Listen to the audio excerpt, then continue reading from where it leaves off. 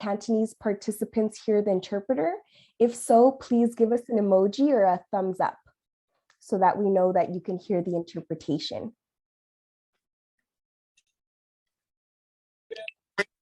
Okay, if we're all set, I wish everybody a great meeting. I'm getting some thumbs up.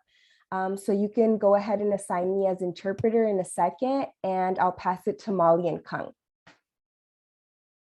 Thank you, Marianela. Thank you, Andreina. Thank you, Kai. Thank you, Tammy. This is the incredible work of making sure that our movement is really for everyone. So thank you for the language justice crew here. I'm Kong. I'm the director of Jobs with Justice San Francisco, a labor and community coalition that is about bringing together workers, families, tenants, because we're all part of building working class power. And we're here together on a lonely land, and we're co-hosting this event with the San Francisco Anti-Displacement Coalition. And just, you know, I have been anticipating this event for weeks. Like, I've just been that kid in the back seat being, are we there yet? Are we there yet? So I'm really, really glad to see all the people here on Zoom.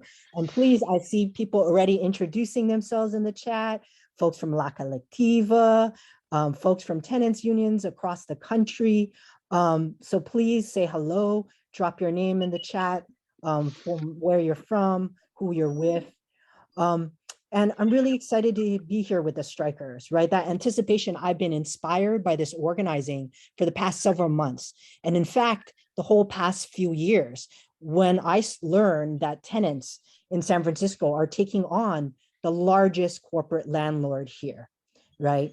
And so I'm inspired here to be with Juana May and Maria Torice from the Veritas Tenants Association, who took part in the successful 5-month debt strike, right? And I'm also here with Jane McAlevey from the UC Berkeley Labor Center, who's a labor scholar and organizer I've looked up to for years. Astra Taylor, who's been the founder of the Debt Collective, which is just inspiring work right now across the country. And Carmen Lee of AFME 3299, the statewide union of UC employees. So please introduce yourselves, and well, in the chat, there's so many incredible organizers, tenants, worker leaders, because this is a victory that really belongs to all of us across the country. So I'll turn it over to Molly and the strikers to tell us more about the big win. Thanks, Kung. Hi, I'm Molly Goldberg. I'm the director of the San Francisco Anti-Displacement Coalition. We're made up of dozens of different tenant rights groups here in San Francisco, and I'm so excited to be here tonight to celebrate the Veritas Tenants Association and their recent victory. And before I hand it over to Juana and Maria to share their story about the strike, I want to offer a little bit of context for why their debt strike and their win is so important right now, and why we need victories like theirs in our movement. It's been a humbling couple of years for many of us in the tenant movement. At the beginning of the pandemic, I think we all felt pretty powerful, actually. In San Francisco, we had an eviction moratorium in place before the local shelter-in-place order even took effect. And by the end of April 2020, we advocated for and won a nearly universal ban on evictions and rent increases, and everywhere you went, people were talking about canceling rent and rent strikes. But that initial energy and that sort of spontaneous energy around things like canceling rent didn't magically translate to the power we needed to win the real rent cancellation and ongoing stability for our communities. And as time went on, we saw the debt piling up, right? People couldn't get evicted for their rent debt, but the debt was still there, and it was growing to this unimaginable scale. And so locally we said, okay, all right, let's do something about it. Let's try to figure out a way to get the debt canceled. And we worked with Jobs with Justice and many other groups here to pass a tax on sales of big real estate transactions to raise money for this debt relief and also for social housing. And people said, you can't win that. This isn't the right time. But we did. We won big, and we started dreaming up a program that forgave debt at the community level and bailed out small landlords first. We felt really proud. We felt really powerful. But around this time, the state of California also stepped in and passed their own eviction moratorium that preempted our local one. so our local one wasn't in effect anymore. And this was the beginning of the narrowing from these big universal community level protections that we had initially been able to win to these more individualized ones. There were a lot of notification requirements and other loopholes for people to slip through, and a lot of people started falling through the cracks. And a lot of the member groups of SFADC became overwhelmed with trying to keep up and provide that individualized support to people. And not long after that, the federal government funded this big rent relief program that many of us on here today, I'm sure, saw as both a necessary intervention in the growing debt crisis and also a cleverly disguised real estate industry bailout. And much of our work since then has been dominated by helping thousands and thousands of individuals just in San Francisco alone navigate an inaccessible, bureaucratic, constantly changing rent relief system as our primary tool to keep people housed. And that is the context where VTA said, we're not willing to accept these piecemeal solutions. We're not willing to leave one another behind. We aren't willing to accept a system that bails out big real estate yet again, but is indifferent to whether we stay in our homes. And because the VTA already had the experience of fighting together for years through building this Tenants Association, they knew they had the power to do that. And so even before their win, their ability to imagine a different way to keep the door open to these collective interventions has been so inspiring. And this win, this is another example of the VTA showing us the power of organizing to win better for our movement and win bigger. So with that, I want to turn it over to Juana and Maria to share their story of the debt strike and how they won this important victory. I'll hand it to you, Juana and Maria.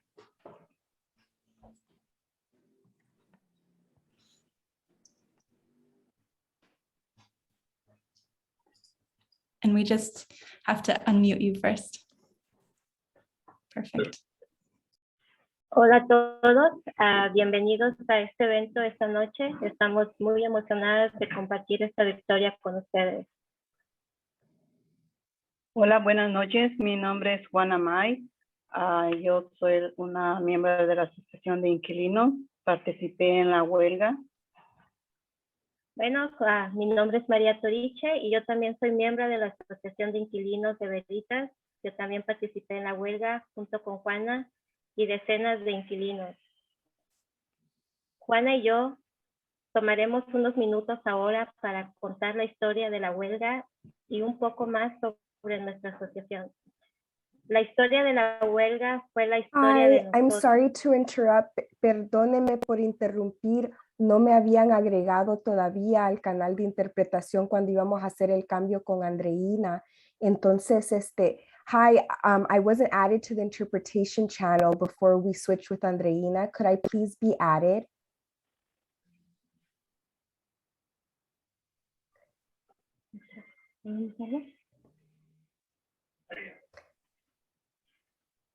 Y para mientras, Andreina, no sé si quiere. Okay, they're adding me están agregando.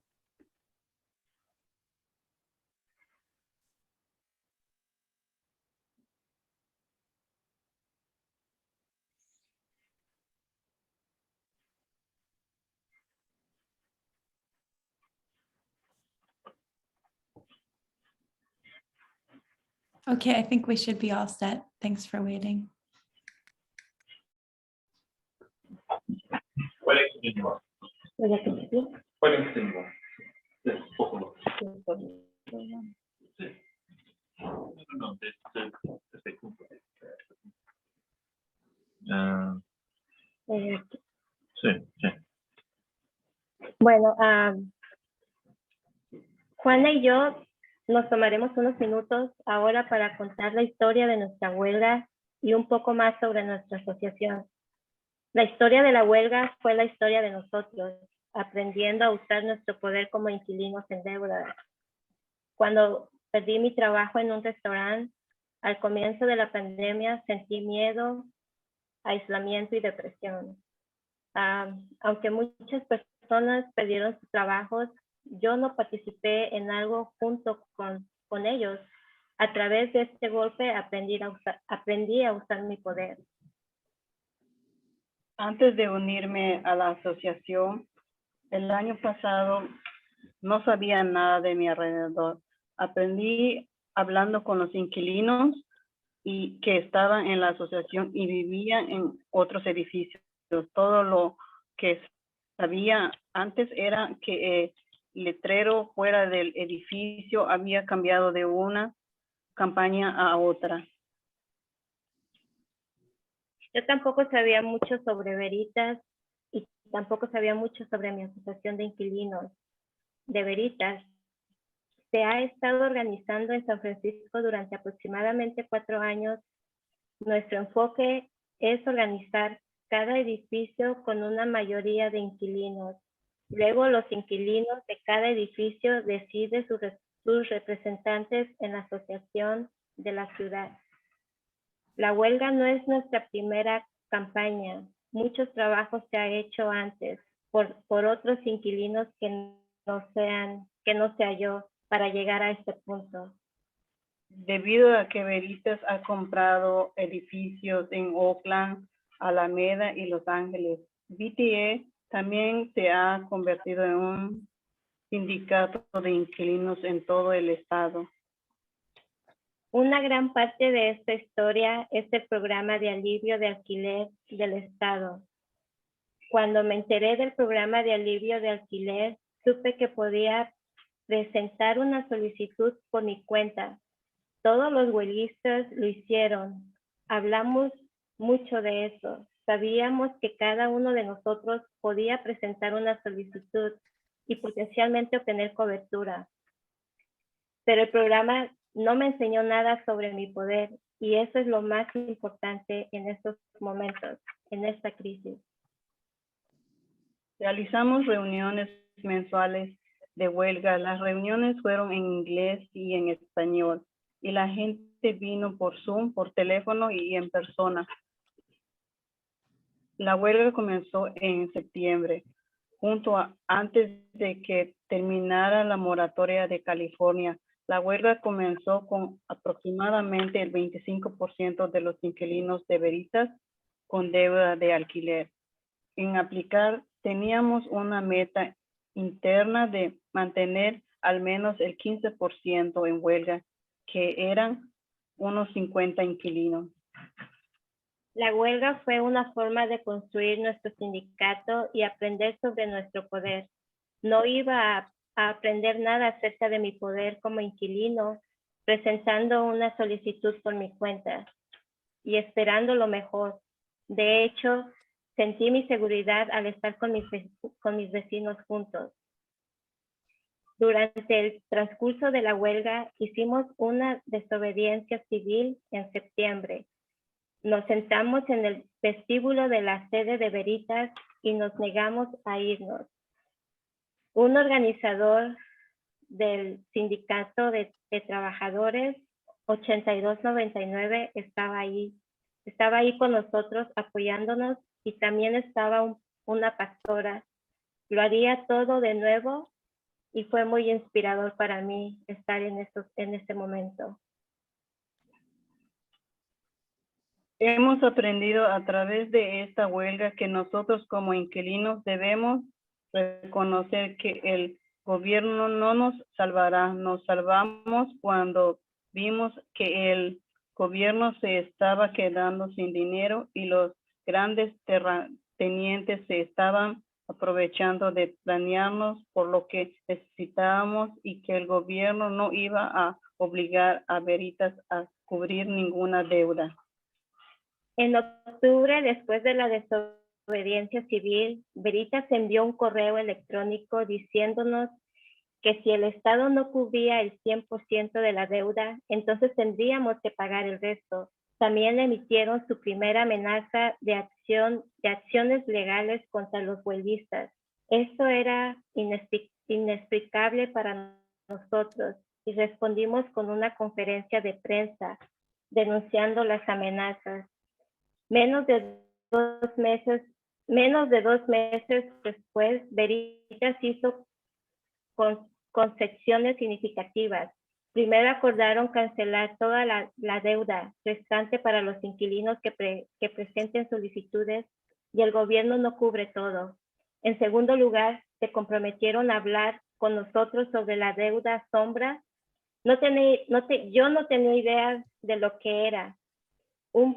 Y resultó un tercer problema que se convirtieron a no aumentar los alquileres para este año.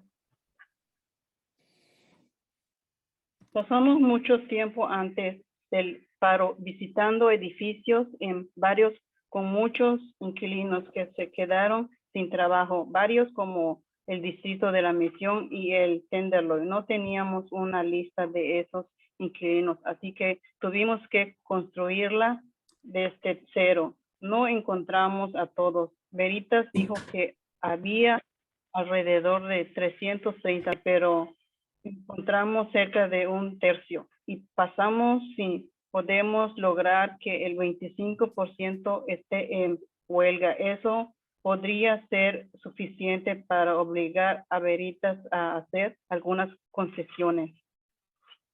También hay que decir que la huelga solo pudo involucrar a inquilinos de decenas de edificios de toda la ciudad, porque llevamos tiempo organizando la asociación de edificio en edificio. No fue una mayoría y me pregunto qué podremos lograr cuando la mayoría de los inquilinos de Veritas se declaren en huelga. Tampoco he oído hablar de otros inquilinos en California que hayan hecho ese tipo de huelga de deuda. ¿Qué pasaría si más de nosotros lo hiciéramos y trabajáramos juntos haciéndolo también? Otra vez, como esta ocasión, la huelga, ¿verdad? Pensando en retrospectiva, creo que era nuestro trabajo como inquilinos ver las brechas en lo que el gobierno estaba ofreciendo y ver dónde teníamos la capacidad de elegir algo diferente de nuestro propietario. Todos se aprovecharon y aceptar el trato, incluido algunos miembros de BTA, y entiendo que no todos tienen una asociación de inquilinos o algo así, pero deberíamos preguntarnos qué podemos hacer ahora para usar esta deuda, para obtener un mejor trato, ya sea del propietario o del gobierno. Teníamos que probar algo y teníamos que averiguar dónde podría estar nuestro poder. Lo que fue un desafío fue que los políticos locales no nos apoyaran públicamente. Pensaron que era demasiado arriesgado. Pensaron que no sabían. Y creo que sigue siendo difícil para la gente entender que la deuda podría ser una fuente de poder. Otra cosa que teníamos que darnos cuenta era cómo estábamos negociando. Queríamos una gran reunión abierta para negociar. Veritas se negó a reunirse en absoluto, pero luego nos dimos cuenta de que estábamos negociando públicamente un negocio al siguiente y necesitábamos entender eso para tomar una decisión inteligente cada mes durante la votación de la huelga. Durante todo el proceso usamos fotos y peticiones en papel para mantener la participación de los inquilinos. Finalmente, parte de nuestro objetivo desde el principio fue tener una campaña para una nueva ley para la organización de inquilinos, al mismo tiempo que la huelga, pensando que la huelga ayudaría a fortalecer la ley y demostraría la necesidad de legislación para crear un marco legal para la negociación colectiva de los inquilinos en San Francisco. Creo que teníamos razón. Ayer, la Junta de Supervisores votó unánimemente para aprobar la ley, convirtiendo a San Francisco en la primera ciudad del país con una ley sobre negociación colectiva para inquilinos. Bueno, gracias por todo su apoyo. Nos detendremos ahora para que también podamos escuchar a Janet, Astra y Carmen.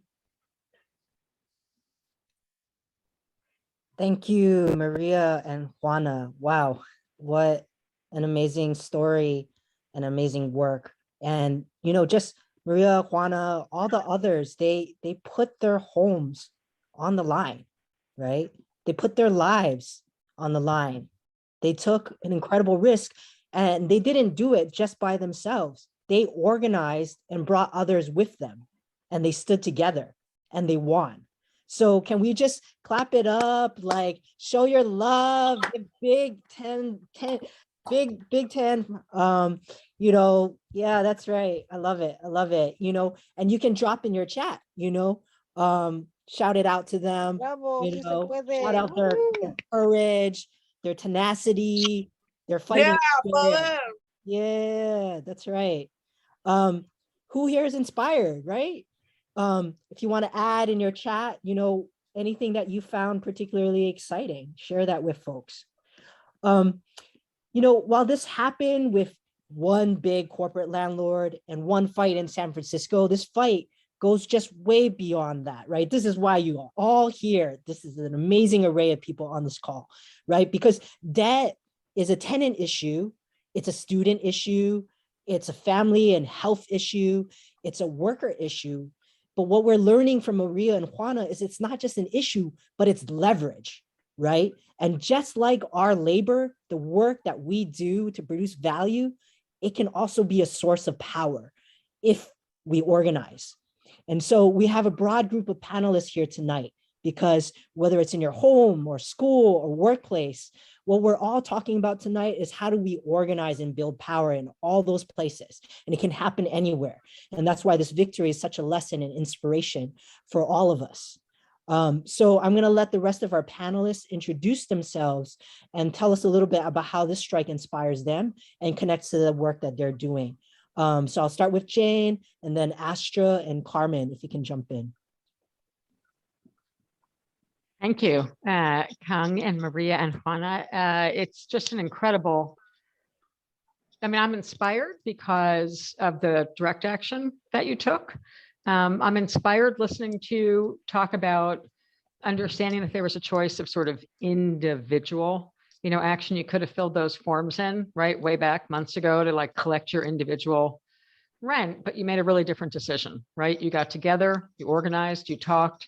I think Molly said something that was really interesting too, which was like that because Maria and Juana and people like you were actually already organizing the Tenants Association, you could actually imagine something different. So I'm super inspired because having built a tenant union almost 30 years ago through a trade union movement on the other side of the United States, and defending against the demolition of a lot of housing at the time, like 6 gigantic buildings of housing that were going to be torn down.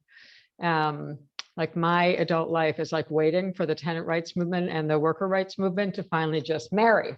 And you're sort of doing it. You're showing us, you know, a path forward. And so it's a pleasure to share a stage with Maria and Juana and the strikers. And I'm Jane McAlevey, and I'm really happy to be here. And we are overdue, right, to like mix debt, rent, labor, productive, all the ways that we can like jam and should be able to jam a power structure that is decidedly really against us. And if we can't do it in this pandemic and coming out of this pandemic, you know, it is time to strike, as they say. So I'm super inspired by your actions, and I hope that this sets off a whole series of events like it across the country.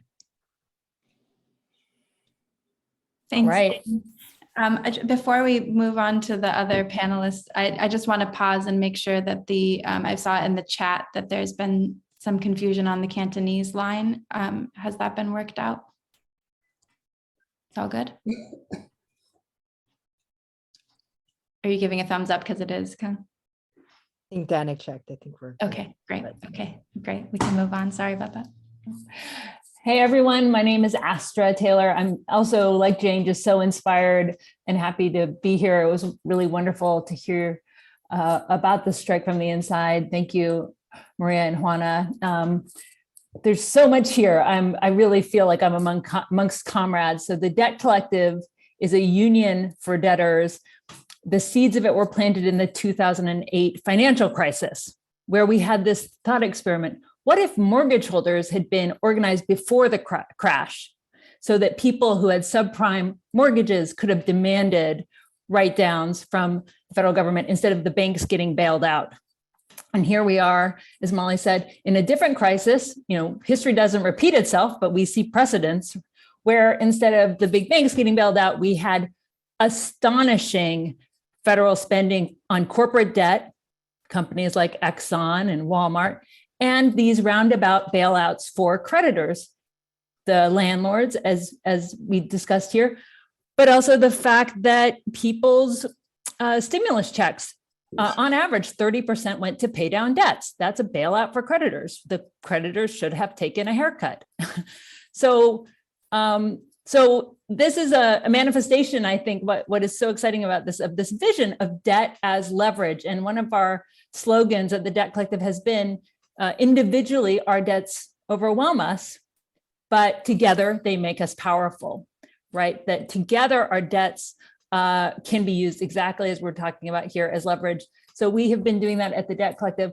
Mainly, we're known for our work in the student debt space. We have been pushing for a student debt jubilee, but we're also working in California in collaboration with lots of people here on this call, I hope, on something called the Tenant Power Toolkit, which is an attempt to address something Maria raised, which is the way that what we're offered is these individualized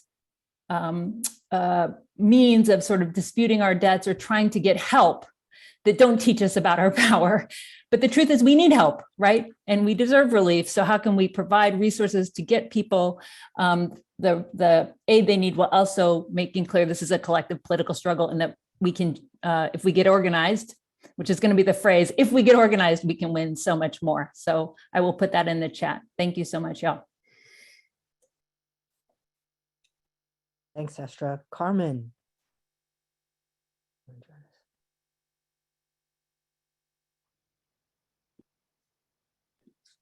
Let me unmute you here.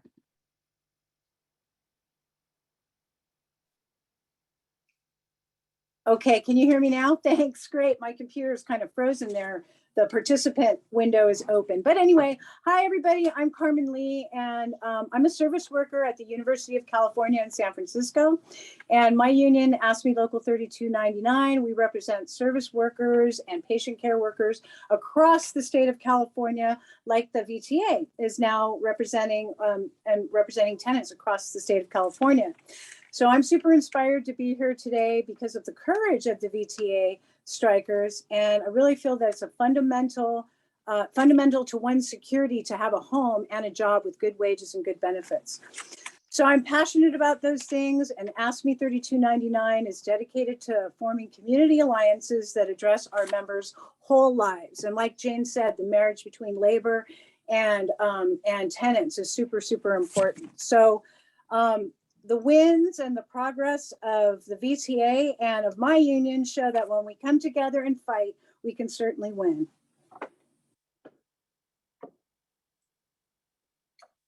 Amazing. Thank you all. I'm so excited to be here with this panel. And so Kang and I have some questions for you all, and you may have questions for each other. We'd love to hear them. But I wanted to start by building a bit on that powerful thing that Astra said about that individually our debts overwhelm us, but collectively they make us powerful, right? That concept, we're absolutely seeing that as true in the work of the VTA and this debt strike. But I also know that the work to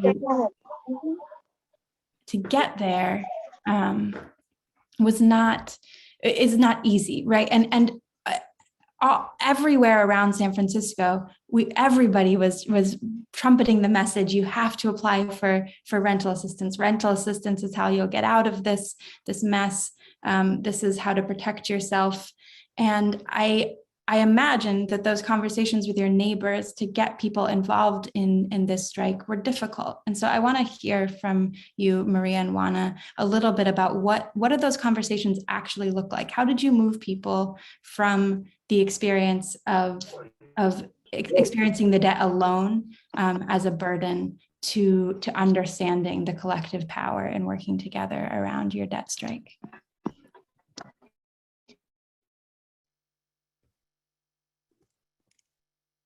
Just a reminder for folks to, with interpretation happening, to speak a little bit slower. I know it's so exciting.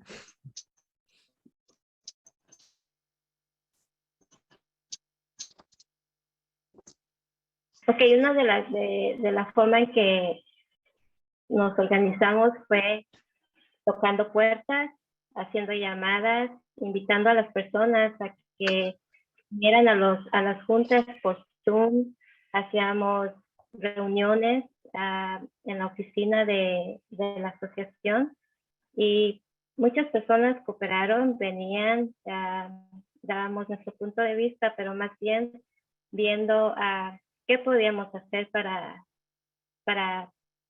qué cosas podíamos hacer mejorando para lo de la huelga, porque eso era nuestro punto, ¿verdad? Poder hacer que Veritas nos cubriera al 100% con el alivio de renta. Y una de ellas fue haciendo eso, llamando, haciendo meetings y muchas personas apoyaron y estuvieron con nosotros aquí por Zoom y por las juntas y más bien también yendo a visitarlos, pidiéndoles que nos apoyaran para poder ganar esta victoria. Y aquí están los frutos. Salíamos también, como dijo mi compañera María, salía yo con Lena a tocar puertas, llenando unas encuestas. A base de esas encuestas podríamos obtener sus números de teléfono para seguir, como a decir, el procedimiento de estas encuestas que llenaban, para seguir invitándolos a que nos sigan apoyando con esa huelga. Y pues sí, era un poquito difícil, pero pues teníamos, como dicen, para tener un fruto hay que hacer el esfuerzo. Y sí nos costó, pero ahí estábamos. Todos los días salíamos a tocar las puertas. Y a base de eso, pues nos ayudó mucho tocando las puertas y pues llenando las encuestas. Eso también ayudó mucho. Y también me gustaría compartir algo también aquí, Juana y cuando la otra persona con la que salía a tocar puertas, hubo una ocasión también que las agredieron y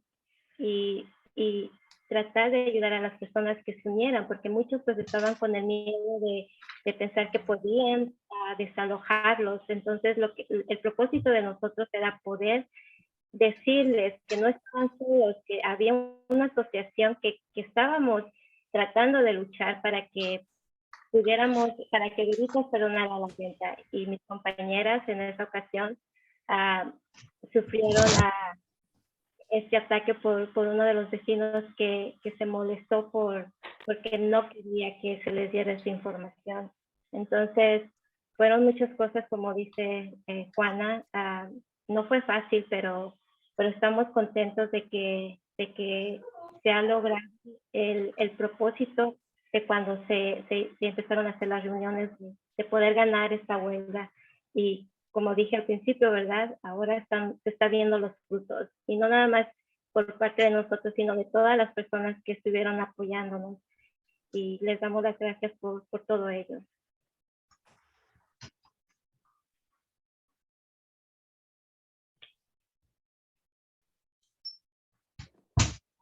Thank you. That's so inspiring and such a good reminder to us. We see the dramatic action, we see the strike, we see the civil disobedience, but we also need to see the work that you, Maria and Juana did, door knocking every day that bore that fruit, right? also want to ask this question to Astra. How do you organize people who have debt? And how do you use debt as a leverage? And how do you assess, okay, here's where I could have power in this situation. How do I make it happen?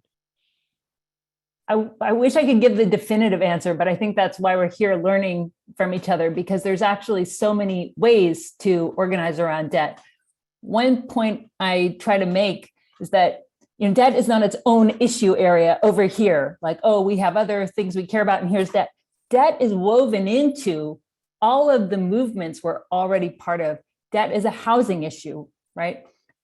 As I said, how do we get access housing under the economic system we're in? Through mortgages or through paying rent? And when you have back due rent, that's debt. Your mortgage is debt to the bank. Education is increasingly debt financed. That's why we've organized student debt strikes and are pushing the federal government to cancel all student debt as a matter of economic and racial justice. If you care about labor rights, debt is a form of wage theft, right? Because essentially you are underpaid at the job, and then you have to borrow to make ends meet, and you're charged interest and fees. So you're robbed twice, first by your employer and then by the lender who you are forced to go to, so that you can have healthcare, you can have, so your kids can get an education, or you can. So it's there in everything that we're doing. And so the strategic possibilities are very diverse. And I should say too, that our public schools are indebted. Our K through 12 elementary, middle, and high schools owe $500 billion, with Wall Street acting as an intermediary. Our municipalities, our cities are indebted. So there's so many ways to get into this. And I just want to say how much I admire the strategy that you all set upon by withholding your applications to this program. And this is why it's so important that we get organized, so that when an opportunity arises like that, we can take it. We can take advantage of it. Just like we were imagining, what if mortgage holders had been organized before 2008? We need to do that hard work so that we're ready when the next crisis hits or the next opportunity comes. So I really admire that. So I think the strategic interventions are always going to be different. It's different for the Veritas tenants than it is for student debtors who are targeting the federal government, for example. But our strategies on a human-to-human level are similar. We have to talk to people. So the stories of door knocking, of talking to people about their debt, their shame, their power, political education, engaging the media, reframing things, right? And saying, hold on, actually, it's not the debtor's fault, right? Maybe actually the person to blame, maybe the entity to blame is the landlord, or is the Department of Education, which is indebting students. So shifting the narrative. But all of those are the tactics of organizing that we have to deploy. And so in that sense, debtor organizing is a lot like other kinds of organizing that we do, right? It's helping people, it's not empowering people, it's helping people recognize their power. And I always feel like Jane when I say this, but working people cannot afford to leave power on the table. And that's why we have to mobilize around debt, because our debts are someone else's assets, right? They're on the balance sheets of entities. They're held by investors. When we pay our debts, they are a form of wealth transfer from struggling working families to the investors who hold those debts. And so I'll give one more quote from the Debt Collective. We like to quote the industrialist J.P. Getty, who said, if you owe the bank $100, that's your problem. But if you owe the bank $100 million, that's the bank's problem. And the Veritas tenants showed that by saying, this is now your problem, landlord. And so, this is, again, reframing our burdens as power. Right now, renters in this country owe, some estimates on the lower side are $20 billion. So what if we see that as a form of leverage, as somebody else's problem? But we only get that, we only get there if we get organized. And so that's why this is such an inspiring and important story, because it's creative, it has a hard work, it shows that if you work long enough, we can win. So thanks. Thank you, Astra. There's so many fruitful things here, and there's some great questions in the chat as well. I wanted to turn it to Carmen for a second to hear from you. And there's two things. There's a question in the chat about overcoming fear and what that looks like. And I'd love to hear you reflect on that in the preparation for strikes that you've done, organizing in the workplace. And I'd also, I think in particular, want to highlight one of the reasons why this is a panel that is a cross sector. I think it's very easy for everyone here to say, wow, the Veritas tenants did something so amazing, but that doesn't apply to me because I already applied for rent relief, or I don't have any rent debt, or I don't do tenant organizing. And I think what's so important for us to take away today is the lessons in the building of power that we all need to be doing in order to be able to take advantage of the opportunities that Astra is really naming. So can you talk a little bit, Carmen, about your organizing practice and what connections you see as someone who organizes unions in the workplace between your work and tenant organizing? And you're muted again, so we'll have to unmute you. You might have to accept the request. Okay, great. What I see education as being a huge piece to this whole thing and similarities. It's so important to educate union members about like convincing both groups, tenants and workers, that one worker alone is vulnerable and one tenant alone is vulnerable. Housing is a human right and it's essential for survival. Just like wages, healthcare, and good benefits and retirement are essential for the well-being of a worker. So what I'm trying to say basically is that without a job, you can't pay rent, and without a stable place, a home, a foundation, you probably aren't going to be able to keep a job. So one tenant confronting the massive wealth and power of a corporation like Veritas, and one worker confronting the wealth and power of the entire University of California system, this can be a super, super scary thing. So the fear of retaliation by the boss or the landlord can definitely be an obstacle to getting people involved in unions. So as an organizer, helping people, the tenants and the workers overcome the fear of being evicted or fired is super, super important. And one of the ways that I've experienced and that I've seen with the VTA to help lift them up and support them is when the workers or the tenants march on the boss, right, with a specific issue. And so I had the pleasure of marching with the VTA strikers months ago. And as they said, as Juana and Maria stated, that we marched on the Veritas headquarters at One Bush in San Francisco, and we were just asking them to come down and talk to us, right? And they refused, and people ended up getting arrested at that. So as a worker, we do the same thing. We march on the president. We've marched on the president at the university. We've marched to the houses of the regents of the university, and regents are basically the big guys who basically are in charge of policy making at the UC, the University of California. And we've also marched to the heads of departments and presented our issues and had the workers and the tenants did present the issues. So what happens, it's just so amazing to see the tenants and the workers, their faces light up and everything because they're so supported in this environment. Usually, so the issues exposed, the press is usually there, other tenants and coworkers are there, and of course the boss is there. So they all get to hear this, and this whole thing is exposed, right? So instead of the worker or the tenant becoming a target, they're being noticed, but at the same time, because there's so much community involvement and the press and all that involved, it helps lift up the worker, it helps lift up the tenant and sort of keep them safe around, presenting these issues in fear of being retaliated against. So one of the other things, the last thing that I want to say about this is that an organizer's challenge is keeping union members and tenants engaged after the initial crisis. So in the case of the VTA workers, it might be winning the debt relief. And in the case of workers, it might be winning a contract, a labor contract. So I feel like it's super important for tenant, especially the tenant union members, to really to continue to use their hard-won rights, and force management, or the landlords, like we force management, to engage in bargaining and talks, even when there's no particular issue.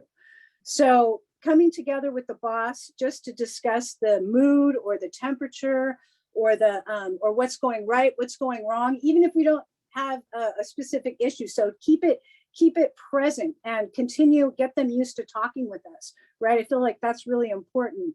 And what happens when we do that? Two things happen when we do that and continue the dialogue and the communication is, one, they know that we're paying attention and we're going to continue to pay attention. And finally, that we ain't going nowhere. So that's it for me. Thanks. We definitely aren't going anywhere, and we're gonna here to make some noise. I mean, 3299, I just really want to shout you out because you've really taken on organizing as tenants and as workers. Like you said, Carmen, you were marching with the Veritas tenants. One of your leaders was arrested with the other Veritas tenants in the civil disobedience. Your president, Catherine Leibarger, spoke at that rally, and you've thrown down for helping to win tenant right to organize.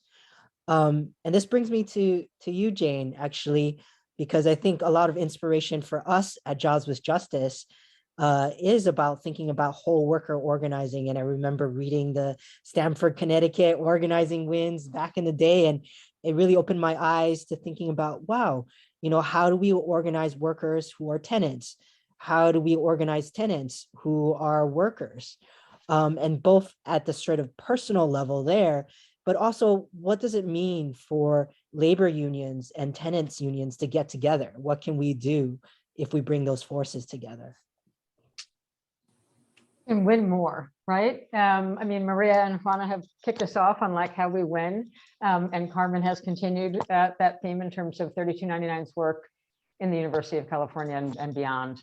But the more we organize, the more we expand the base, the universe of people who are like in our movement, the more we're going to win. And yeah, I'm incredibly inspired and excited by what you're doing with the Veritas strike. But I also feel like, I want to set our ambition to like when our tenant unions and our unions, but in particular in this case, when our tenant unions, have more power than the California Realtors Association, like that's our next challenge, right? So we can go city by city, but actually when you think about that bailout that was given, the sort of the preemption of the local law and then kind of the bailout that went from the feds into the pockets of the real estate industry, it's like, we know we have more work to do, right? So this is a great start. And I think I think part of what was so great is Maria and Juana showing, right, that debt could be power. And the creative use of the tactic was really, really sharp. So that's one. But two, I feel like we learned a lesson early on in Connecticut, right, that led to the building of a pretty substantial tenant union. And the lesson that we learned, this is 30 years ago, I feel like I'm really dating myself now, but like when we began the organizing campaign, we were organizing childcare workers, janitors, taxi cab drivers, right? It was a whole slew of workers, healthcare workers, and we won some initial victories, right? We were just technically we were starting sort of straight up worker organizing campaigns. And we thought we were doing pretty well. We were winning $1, $2 an hour raises. I mean, that's a substantial heavy lift of a raise, right? When you win that kind of raise. And then suddenly we were like mowing down some trade union victories, looking at workers sort of as workers, when the city announced this giant quote unquote revitalization plan, which, as soon as we read the fine details, meant they were going to tear down every single unit of rent control, rent stabilized, subsidized housing that all the workers lived in. And so there was this moment in the campaign where we said, well, what good is the union at work if you win $1 or $2 an hour raise, but you lose your housing, like you're gone, you move out of the city because you're displaced, as we take inspiration from the name of the Anti-Displacement Coalition. So, it was not easy, as I've written about. There's a lot of struggle to sort of get all of the traditional trade unions to get the idea 30 years ago that we had to build tenant unions and we had to build worker unions, and we had to erase the wall between the two. And that as we began to do the door knocking in the big public housing developments that were all slated for demolition, Hope 6 projects, like I had to learn a ton of new language about housing and tenant work that I didn't even know the vocabulary when we started to do it. We just knew that suddenly a bunch of workers who had just formed new trade unions were about to all lose their housing. And that was going to be like the come to Jesus moment. We were not, like we were going to fight to the end, you know, to not let an inch of that housing get demolished, which is the success story in the end. It's all still standing. And we won more subsidies for it by having trade unions campaigning together with tenants. So what was the epiphany? I would just say we began to systematically chart every single relationship. Like if we were talking to workers at work, we'd say, where do you live? We started to make visual maps of where every worker lived. We sort of knew it from going on the doors, like house calling workers. But if we're having a worker conversation, we'd say, well, where do you live? And if we were having a conversation knocking on the doors in the large housing developments, we'd say, well, where do you work, right? So we were doing what I call reverse and mutually simpatico charting to understand all the relationships. And then there was the next question, which was, you know, are you and your family a member of a house of faith, right? Do you attend a church, mosque, temple, synagogue, charting those relationships? So we began to explain to people, the more you understand all the ways in which you interrelate and connect in the broader city or the broader region of the community, the more points of leverage you have against the power structure. So I think the big issue is sort of erasing the incredibly siloed movement we have, which has come up already, right? But it's our job to erase the silos in the progressive movement for us to see and imagine the real power that we have. So I think being systematic, really understanding that each tenant, each worker, you know, workers are tenants and tenants are workers, generally speaking, right? So why the separation? Not sure, but I think it's our obligation to really systematically organize, which means understanding and then helping connect people's connections together and helping connect the issues together. And I think that's at the heart of it, right? To me, there's never been a separation between debt, climate justice, housing justice, language justice, worker justice. And that's the challenge, is to get out of our silos and to understand that power resides in our collective ability to make connections between issues, because it all comes back to the same set of 1% bosses. And that's our challenge, is to overcome them. So discipline, method. I love listening to Maria and Juana talk about door knocking and one-on-one conversations and phone banking and Zoom meetings. And I like kind of the way that you framed, you know, it's true that what people see is always our victories, our direct actions. We don't get to those direct actions without the hard work of organizing and a lot of one-on-one conversations and the discipline and the method of doing it. So that, to me, that's the end the silos. Begin to understand that when a worker punches a clock and goes home, they go to a neighborhood. Well, what's the neighborhood? Where do they live? Private housing, public, what is it, right? And then connecting the dots to the power structure, because often, you know, the boss on the third shift that's oppressing you is connected to the landlord that's oppressing you in our power structure. And if we take them down in either one of those arenas, we're taking them down in both arenas, right? So that's I think, our immediate task about power building.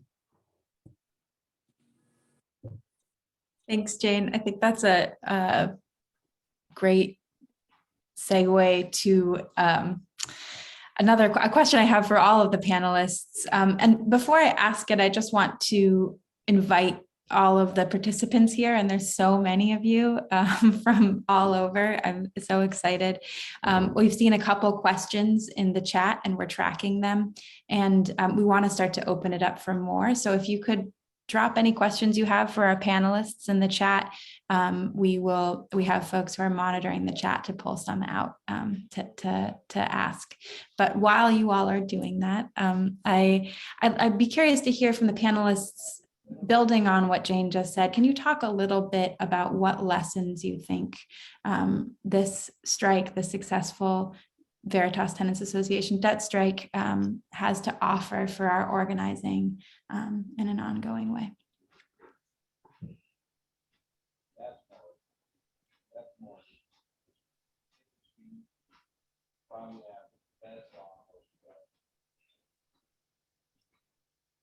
I see Astra getting ready to to unmute. Go ahead. Okay, should I jump in? I mean, so many, lessons. I think, again, this idea of resisting the individualized approach of being sort of picked off and pushing into a collective mode, because that's the framework that the power structure Jane just highlighted wants us to be in, right? To stick to this idea that we've got to, apply for relief and it keeps us atomized, it keeps us alone. So I think that's a huge lesson. And again, it doesn't mean we can literally do the same thing in every context, but it's something to shape our thinking and to learn from. I also think, the one thing that the strikers mentioned was the question of these corporate landlords growing. And that's daunting because our adversaries are getting bigger, but that also means the targets we're up against are concentrating. So that means more people can be united against them. So there's, that's I think an important opportunity too. And then I guess, putting front and center the fact that we shouldn't have to treat our housing like a speculative asset, which I think is one of the powerful things about tenant organizing and organizing around housing justice, is it really actually kind of gets to the heart of the American dream and how nightmarish it is for so many people. So just want to throw that out there. Thanks. Can we take a pause real quick and check on the Chinese interpretation? Tammy and Kai, are things going well there? Or if other people want to jump in the chat, just check on how's it working.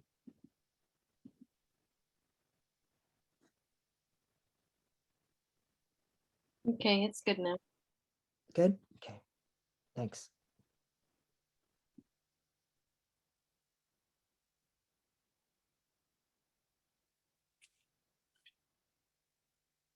Yeah, I think you're good to go. Sorry. Great, thanks. Did any other panelists want to add on to what Astra offered?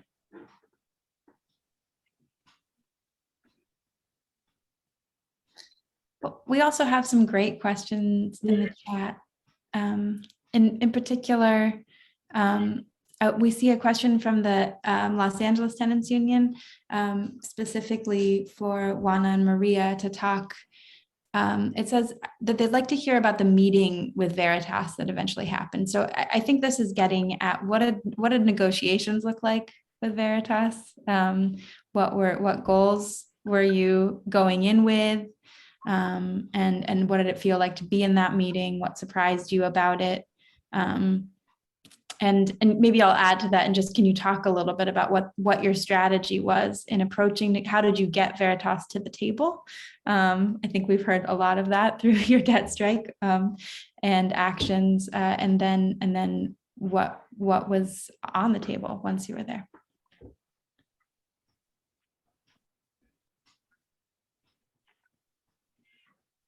Creo que nuestra estrategia, fue de que pues se dio cuenta de que por más de que nos mandaba, por lo menos de mi parte, de la parte de la señora María y de otros compañeros, mandaban correo electrónico diciendo cuando es lo que la deuda ya llegó, tienes que meter a la aplicación para la ayuda por el Estado, volvían a llamar y llamar. Se dieron cuenta pues de que como que no les hacíamos caso de lo que estaban diciendo. Creo que pues como quien dice, pues tuvieron que decir pues no nos van a hacer caso por más de que le mandamos cuánto es la deuda que tienen, por más que les llamemos por teléfono. Pues yo pienso que fue eso como que se tuvo que entrar en una negociación. Y eso fue nuestra meta que pudimos cumplir, de que no nos dejamos llevar por los correos electrónicos del que ponían la deuda y mucho menos por la llamada que nos hacían, aunque como que era un poquito frustrante porque cada vez que te llaman y te dicen cuánta deuda tienes, pues uno pues sí, de mi parte lo pongo a pensar, pero pues no me dejé. Ahí estuve hasta ahorita. Bueno, para mí creo que lo más importante fue el no aplicar para la deuda, ¿verdad? Al Estado. Creo que eso fue lo más importante, en que cada que se hacían las reuniones estábamos todos de acuerdo en decir no, porque éramos un equipo, teníamos que estar de acuerdo. Entonces, aunque Veritas todo el tiempo nos estaba presionando, como dice Juana, mandándonos emails, dejando papeles en nuestras puertas, tratando de intimidarnos para que nosotros aplicáramos, pero lo que nos mantuvo fuerte fue el decir, no vamos a aplicar para el alivio de la renta. Creo que eso fue lo más importante que nos llevó hasta ahorita a ganar esta victoria, en estar todos unidos, en decir, no vamos a aplicar y no vamos a caer en el juego de Veritas. Entonces, eso fue para mí lo más importante, en estar unidos, en decir no. Cuando se tiene que decir sí, es sí, y cuando se dice no, es no. Entonces, eso fue lo que nos llevó a todos nosotros en la victoria que ahora todos estamos contentos de haber ganado, ¿verdad? No nada más cuando decimos todos, porque somos muchos los que hemos ganado esta victoria.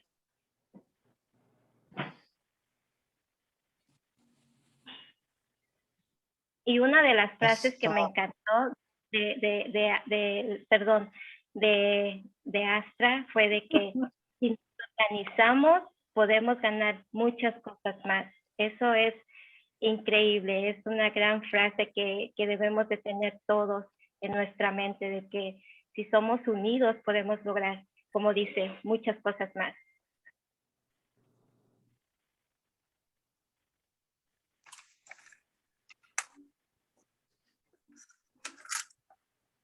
Absolutely. I feel like everyone here, that is the top thing that inspires us.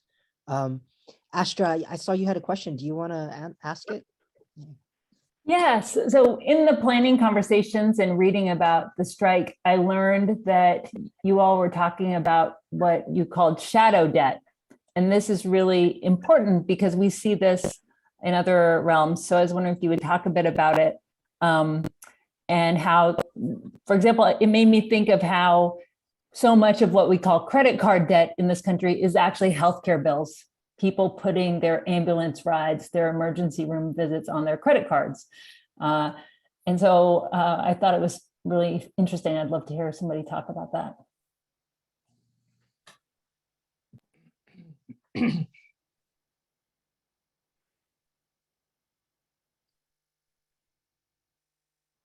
Maybe Maria and Juana, you can talk a little bit about shadow debt that you or your tenants had to deal with.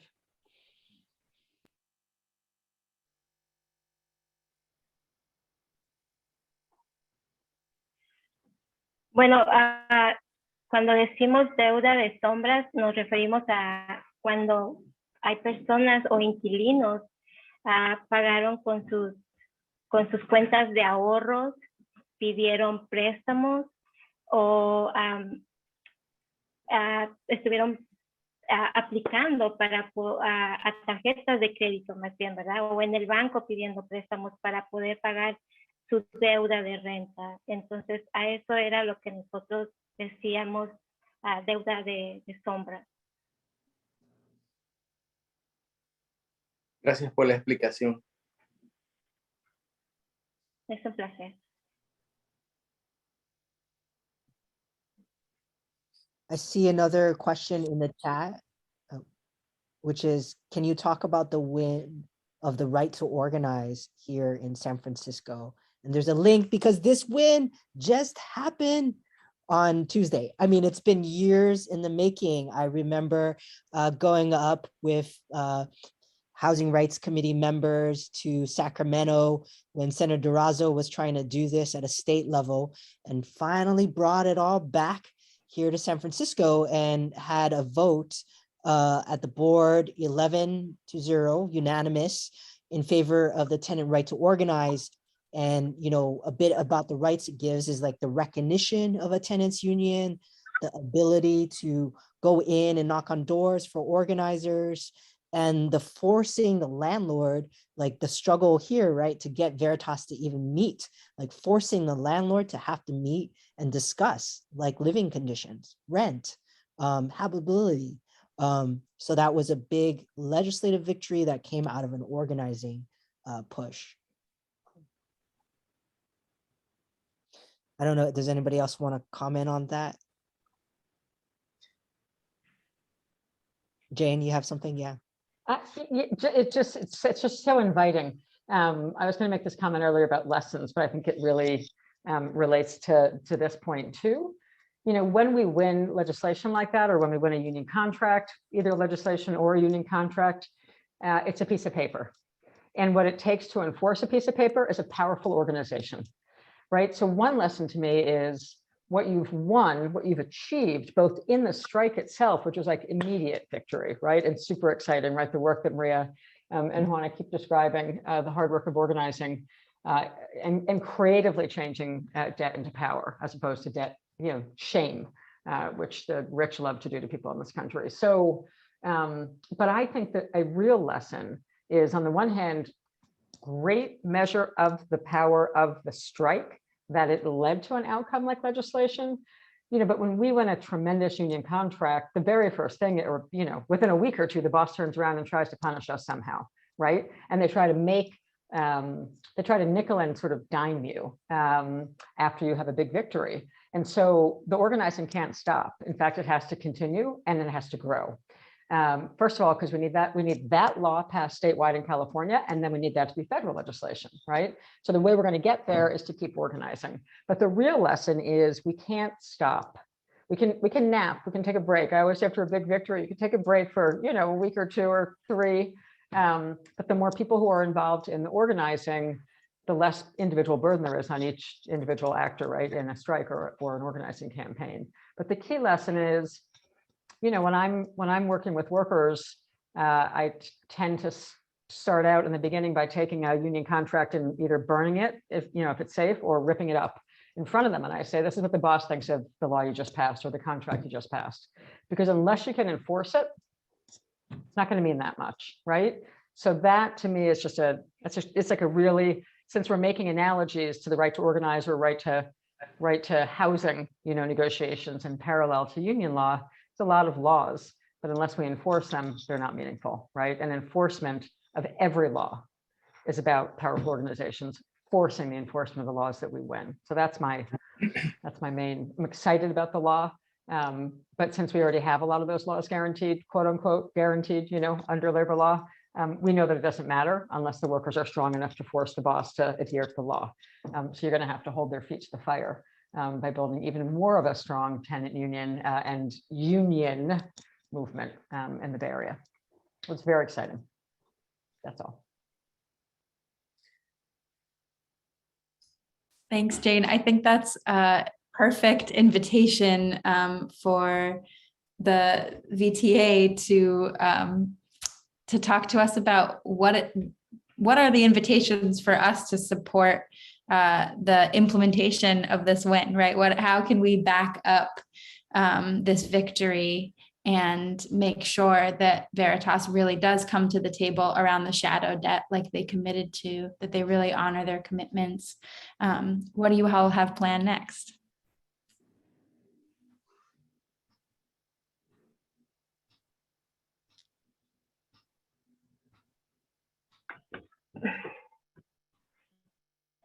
Sí, bueno, estamos pidiendo que nos apoyen. Vamos a tener una reunión el próximo miércoles en la calle Primera Bush y la Market. Estamos pidiendo que por favor nos apoyen, que asistan para poder seguir con nuestra asociación pidiendo apoyo para las personas que sí pagaron su renta, pero tuvieron que pasar por esa deuda de sombra, ¿verdad? Que muchos perdieron sus trabajos y aún así pidieron dinero prestado, acabaron con lo último de sus ahorros y estamos pidiendo ahora que Veritas se comprometa. Ellos se comprometieron a que iban a ayudar a esas personas, que se iban a sentar con ellos para ver cuáles habían sido sus problemas, a pesar de que estaban pagando la renta. Entonces, es por esa la razón que estamos haciendo y pidiendo el apoyo para que estas personas reciban por lo menos el 50% de lo que pagaron y ellos puedan también poder pagar todas sus deudas que pudieron acumular todo este tiempo pagando su renta. Entonces, sí los invitamos que asistan es en la calle Primera, Bush y la Market, y va a ser a las 4 de la tarde. Están todos invitados, por favor, si pueden pasar la voz a otros inquilinos para que puedan estar ahí con nosotros.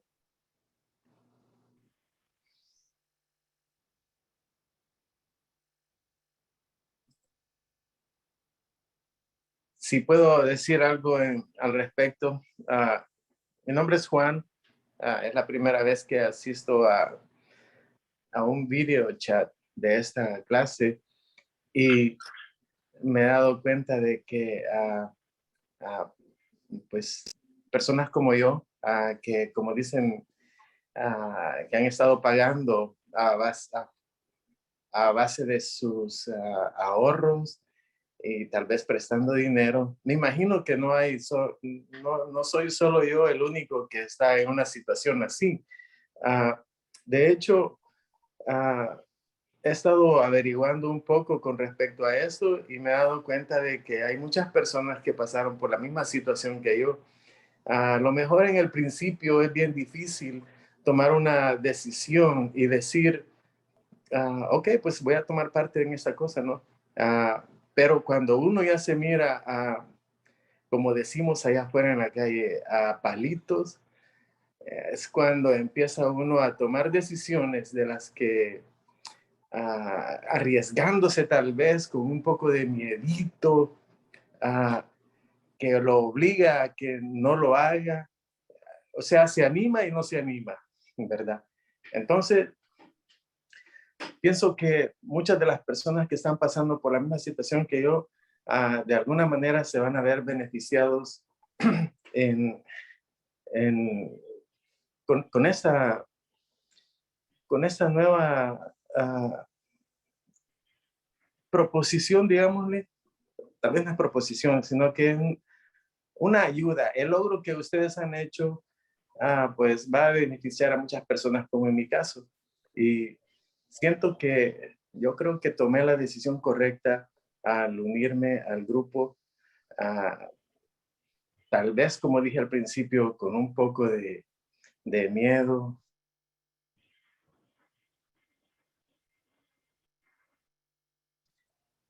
Pero sí, ¿cómo se llama? Me gustaría que las personas que tuvieron que prestar dinero de alguna manera solo para cubrir la renta, pues que se unan, ¿verdad? Que no tengan miedo, que el beneficio es para todos, ¿verdad? Y pues yo sé que de una u otra manera todos vamos a resolver nuestras necesidades con la ayuda de la asociación, ¿verdad? Gracias por el tiempo. Thank you, Juan. And I feel like a lot of people echoed that. I saw somebody else say in the chat that no, people are not the only one with that. And I think that gets to this pivot that people were talking about, where there's like individual shame versus coming together and finding out that you're not alone and that you can do something together and turning it into collective power. And that's exactly what folks did, which is amazing. And that applies to so many situations in the workplace as well, where like, am I the only one being disrespected? Am I the only one being underpaid? Am I the only one not being able to get even the minimum wage? So that's the story of this collective power. So on that note, our last question for you all is, what are the next possibilities? We have the Veritas actions. I see people going to be there turning out next week with you all. I'm sure people across the country can, retweet those images and pictures from the awesome action you're going to have. And for the rest of the folks, what are the next flashpoints? What are the next opportunities you see to build working class power and to build renting class power?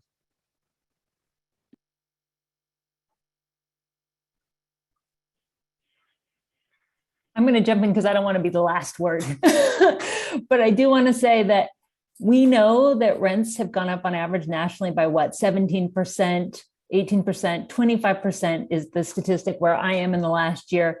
This is untenable, unlivable, and is, a national crisis. And so I think, in that sense, this is the movement we need. These are the things we need to be discussing. And it's something, I think, to go back to that idea of housing and the American dream, that we also need to push forward a discussion about housing as a human right. This is not news to this group, but that we need to absolutely transform the way that housing is accessed and get that bigger idea out into the mainstream and in the national discourse.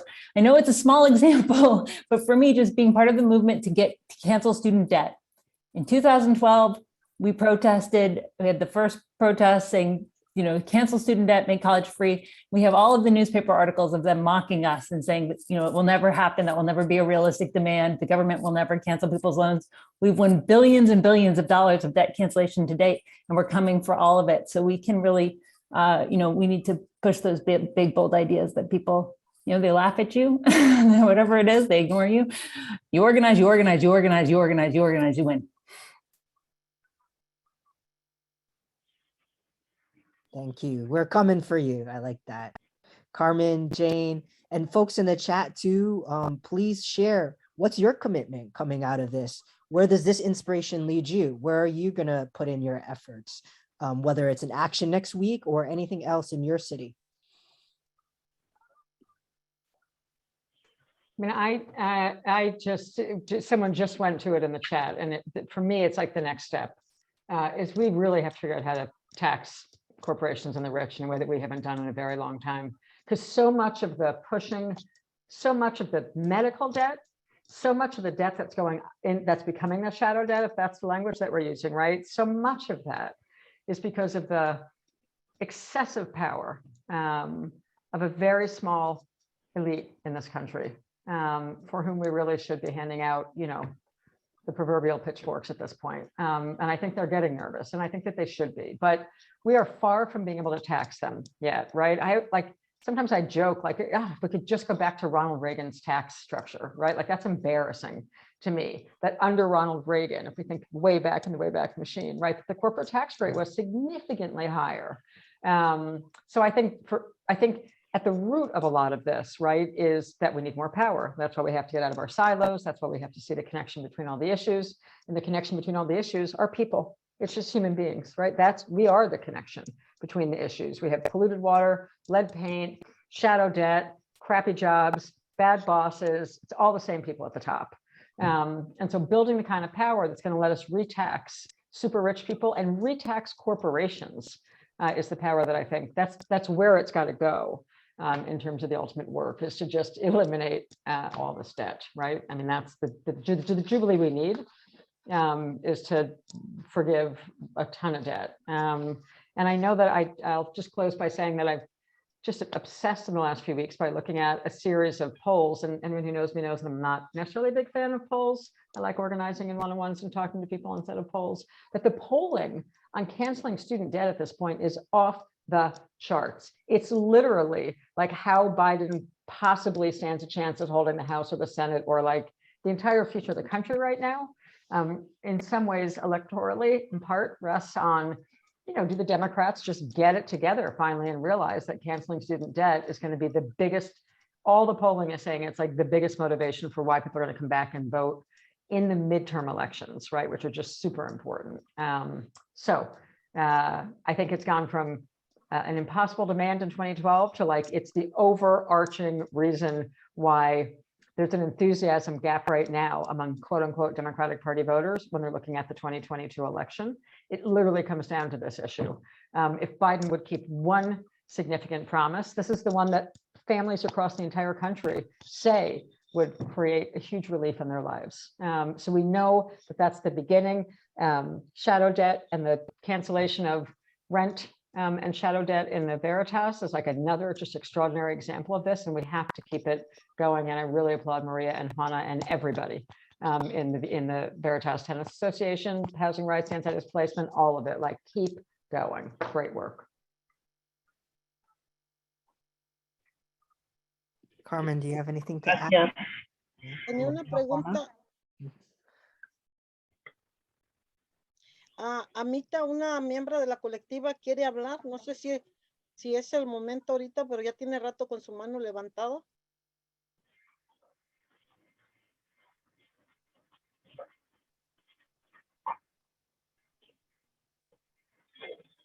Hola, buenas tardes a todos. Me da mucho gusto de estar aquí escuchando y quiero felicitar a cada una de ustedes y a todas las que nos hemos dado el tiempo de estar aquí. Mi nombre es Amita Morales. Soy parte de la colectiva de mujeres representando a las trabajadoras del hogar. Para nosotros es muy importante saber que nos estamos organizando en algo como lo que es vivienda. Dentro de nuestras comunidades hay muchas necesidades y ahorita durante la pandemia estamos viendo cuántas personas, aparte de ser positivas a COVID, aparte de tener otras enfermedades como diabetes, como cáncer, están también siendo desprotegidas en cuanto a lo que es bien. Me parece muy bien en que nos organicemos y que es tiempo de pelear y de unirnos para que seamos escuchados. A nosotros, durante el tiempo que hemos estado en la colectiva, hemos hecho marchas, hemos peleado ordenanzas municipales, hemos ganado y hemos ganado últimamente lo que es la SB 321, porque también las trabajadoras del hogar han estado muy desprotegidas. Entonces estamos aquí, gracias por darme el tiempo, por escuchar mis palabras y estamos con ustedes apoyándolas. Pues nosotros traemos un poquito de nuestro conocimiento, ¿verdad? Y aprendizaje en todo esto. Y como mujeres trabajadoras y luchadoras, estamos muy de acuerdo con lo que es vivienda y seguir adelante y unirnos. Gracias.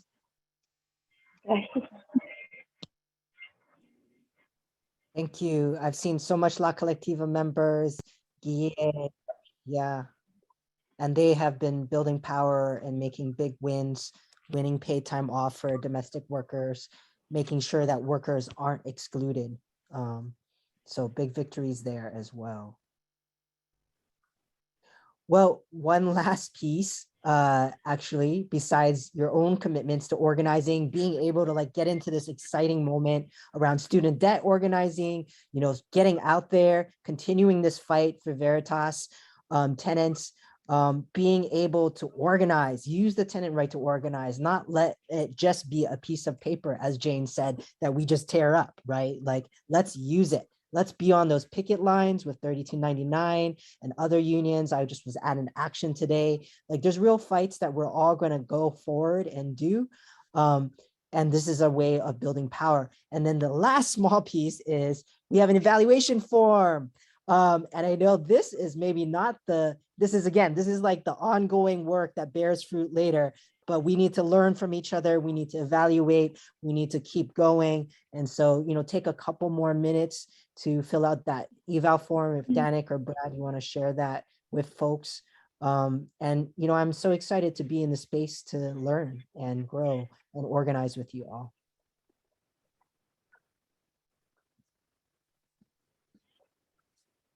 So thank you. Thank you all for being there.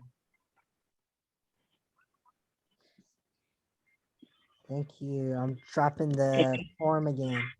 Yeah. You all want to come off mute and just say. Thank you so much for having me and for everybody for sharing their stories and for the learnings. And I just want to say we're at the Debt Collective, we're so excited for future collaborations with everybody, with labor, with housing, with domestic workers, with environmental activists. So let's do this.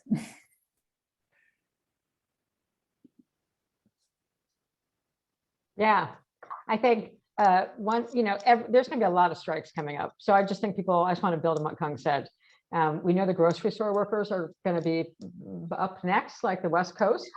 There's going to be a lot of workers who were called essential workers who were sick and dying, frankly, on the very front lines of feeding people and keeping grocery stores open during this pandemic. And there are huge contracts up and down the West Coast. We saw the first strike in Colorado with the King Scoopers, but that's going to be one of the big strikes coming up. And I hope that everyone is ready to support it. And you just know that among the grocery store workers, we know it informally from talking with them, right? A ton of them are carrying shadow debt and rent debt, right? The percentage of income that a grocery store worker in California is putting towards their rent is off the charts insane. And Astra mentioned those increases. So every time we see a strike, whether it's Veritas, Tenants Association on strike, or whether it's grocery store workers on strike, or whoever's going to be next, like we have to all start supporting strikes and strikers to collectivize the movement and again, take the wall down between us. So really happy to be here.